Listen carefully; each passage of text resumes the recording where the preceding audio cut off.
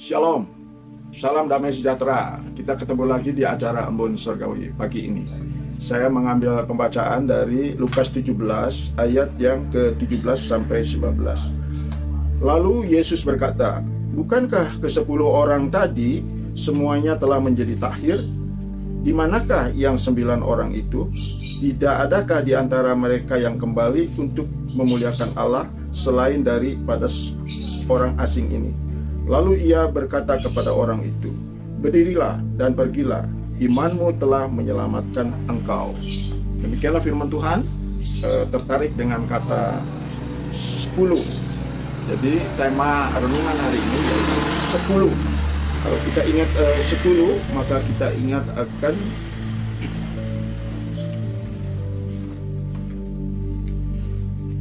sepuluh orang kusta ini yang hanya satu kembali untuk mengikuti Yesus. Itu artinya BPBS, bersyukur plus bukti syukur. Seperti juga selain satu orang kusta, kita ingat akan Maria Magdalena, yaitu dia bukan hanya bersyukur, tapi dengan bukti syukur mencuci kaki Yesus dan juga memberikan minyak narwastu. Lalu Sakyus mengembalikan setengahnya dan juga 4 kali lipat yang diperasnya. Daud juga demikian. Pada waktu membeli tanah Aurona, ia tidak mau gratisan, ia mau membelinya karena ia ingin membuktikan syukur kepada Tuhan. Kemudian yang kedua yaitu 10 hukum Taurat. Nah, kita tahu memang pentingnya hukum Taurat, walaupun tidak bisa menjadi syarat keselamatan. Ada hukum yang ke-10 yaitu kita jangan ingin memiliki barang orang lain atau uang orang lain atau harta orang lain. Jadi kita ingat di dalam nasihat Paulus kepada Timotius bahwa hidup yang sebenarnya adalah bukan mengambil, tetapi kita memberi dan membagi. Itulah hidup yang sebenarnya. Membagi baik harta kita, talenta kita, kemampuan kita, dan terutama kita membagi Injil keselamatan kepada orang banyak yang masih hidup di dalam kegelapan. Lalu yang ketiga, kita ingat akan 10 kakak Yusuf yang membenci Yusuf sampai ia dimasukkan ke dalam sumur lalu dijual sebagai budak, dan kemudian terus dengan sabar Yusuf menghadapinya dan tetap dia rajin dimanapun dia berada, dan ia juga punya 2T, takut akan Tuhan, sehingga ia menang untuk melawan godaan dari istri Potifar. Kemudian ia juga dipenjara karena difitnah, tetapi ia juga terus sabar menunggu pertolongan Tuhan, dan akhirnya ia diangkat sebagai orang yang kepercayaan rajanya.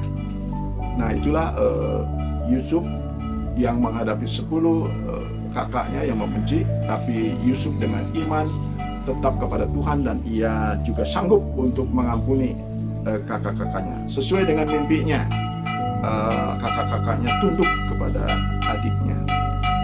Berikutnya yaitu saya ingat ada 10 sifat anak panah yang kita perlu pelajari, seperti dalam Yesaya pasal 49 ayat kedua, bahwa kita ini seperti anak yang panah yang tercemerlang, yaitu kita perlu tajam dalam perkataan, kemudian kita perlu tepat dalam melakukan firman Tuhan, kita perlu taat seperti Yesus menang, kita perlu kuat, teguh seperti nasihat kepada Kaleb dan Yosua.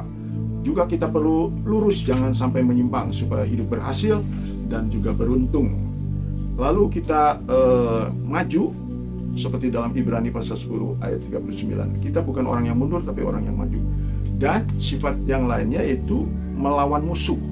Nah, sekarang sudah salah sasaran. Musuhnya adalah manusia. Sebetulnya musuhnya kita adalah iblis yang harus kita lawan dengan iman dan firman. Lalu juga sifat anak panah itu memuliakan pemanahnya. Nah, kita sebagai anak panah memuliakan Tuhan, Allah Bapa, Anak, dan Roh Kudus. Dia yang menjadi sumber pertolongan kita. Yang terakhir yaitu cepat. Jangan lambat-lambat supaya kita tidak terlambat.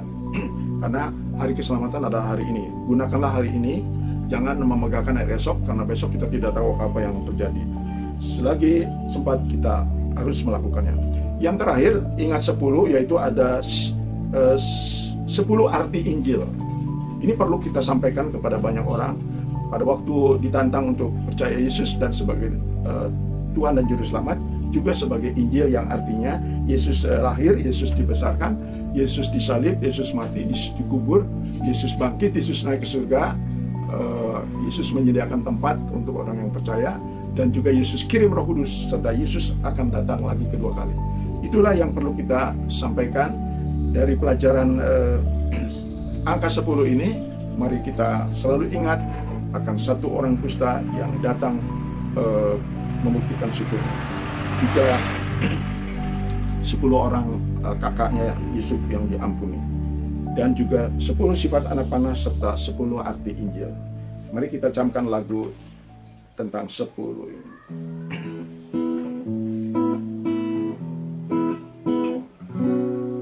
10 yang sakit kusta disembuhkan oleh Yesus, tapi hanya satu kembali untuk bersyukur dan dengan bukti siap menuruti pesan-pesan Yesus padanya. Itu bukti siap mengabdi dan sepenuh hati jiwa raganya.